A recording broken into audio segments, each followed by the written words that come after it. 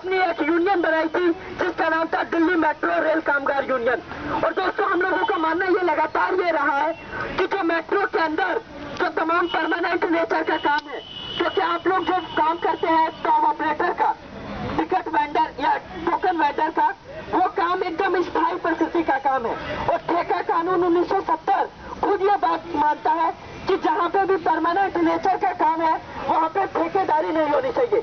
लेकिन अगर देखें हम लोग 2002 से लेकर अब तक ये 10 साल दिल्ली मेट्रो के अंदर जो 22 लाख रोज कहा जाए यात्रियों को ढोती है, जो इसके 159 मेट्रो स्टेशन है, उसकी जो चमक दमक है, रोज लाखों का जो उसको कहा जाए मुनाफा होता है, उस मुनाफे के पीछे तमाम इन ठेका मजदूरों का श्रम लगता है, उनका पसीना बहाया जाता है। उन पसीने के बाद हम लोगों को क्या मिलता है?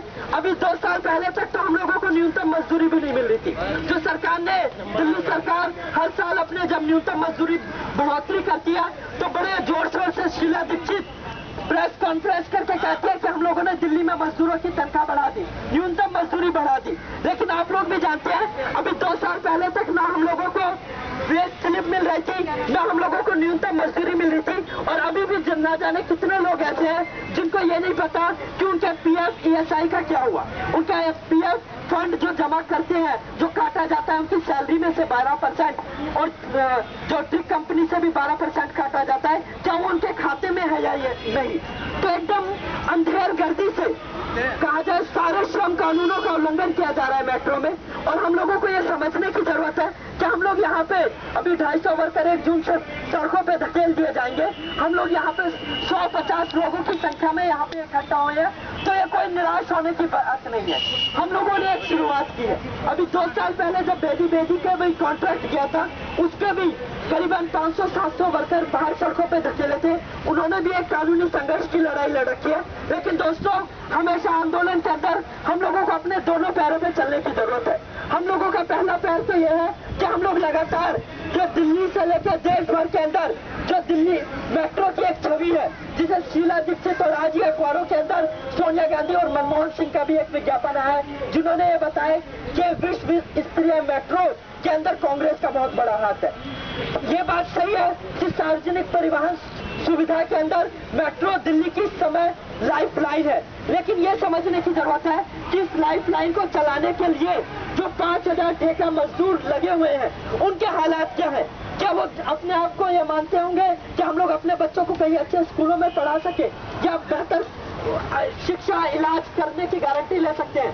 8,500-9,000 में आप लोग भी जाते हैं, दिल्ली जैसे शहर में रहना बहुत मुश्किल है। तो असल में तो ये ठेका कानून जो बनाया था आज से 40 साल पहले 1970 में, वो इसलिए ही बनाया गया था कि सरकार का यह मानना था कि जो अनियमित ठेका है इसको खत्म करने के लिए एक ठेका कानून होना चाहिए।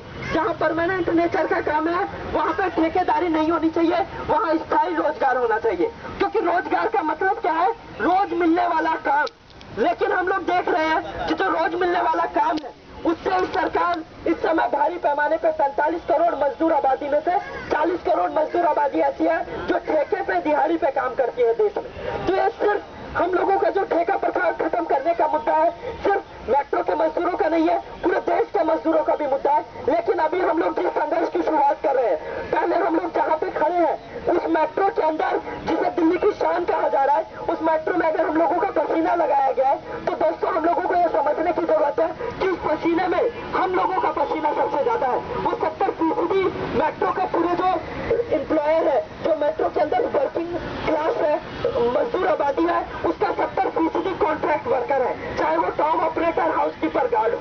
तो अगर हम लोगों की सबसे ज्यादा मेहनत इस मेट्रो की चमक धमक, इसकी सजावट, इसकी पूरी कहा जाए चलाने में लग रही है, तो इसके अधिकार हक हम लोगों को मिलने चाहिए। हम लोग यहाँ पे 5 साल 10 साल से काम कर रहे हैं, जो तमाम ट्रिक के टॉम ऑपरेटर बेदी के पहले कर रहे थे, अब जेएमडी के कर रहे हैं। तो हम लोग ये मानते हैं कि साफ है कि 5-10 साल, वैसे सरकार का अपना नियम है कि 240 दिन जो वर्कर काम करेगा किसी भी संस्थान में, उसको परमानेंट वर्कर के राइट मिलने चाहिए। ये खुद सुप्रीम कोर्ट से लेकर तमाम सरकार अपने कानून में कहती है।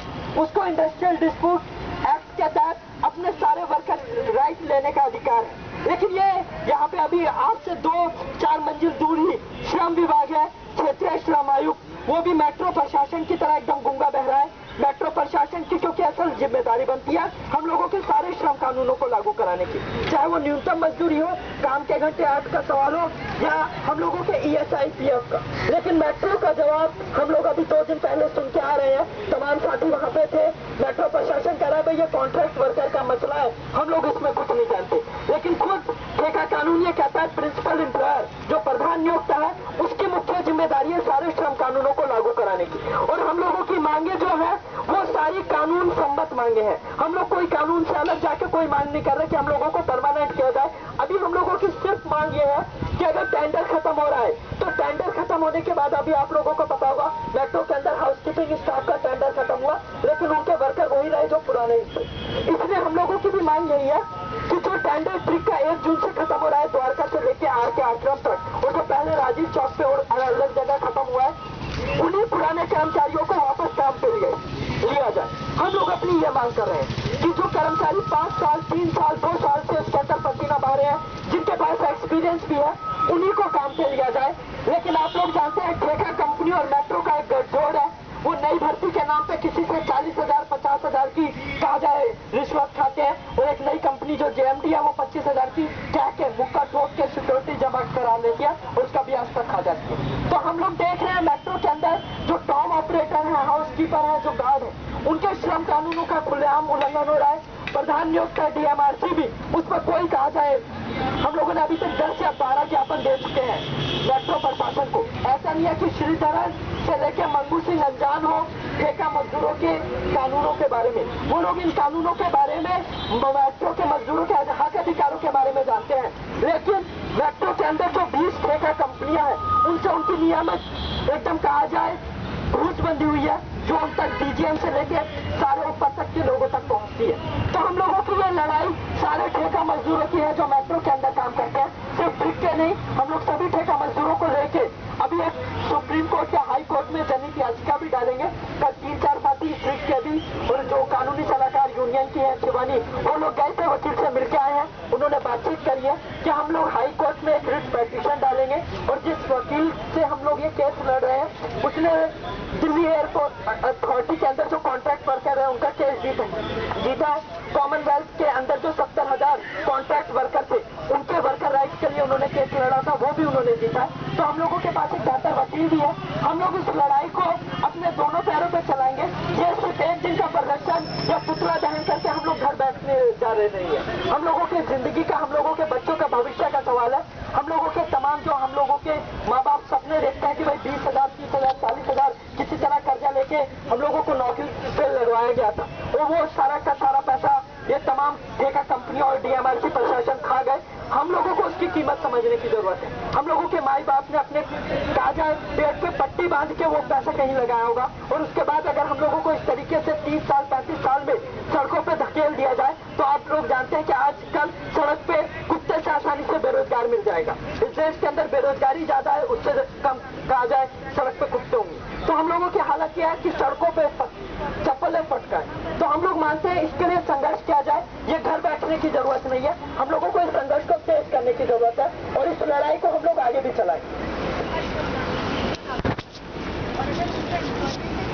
DMRC शर्म करो।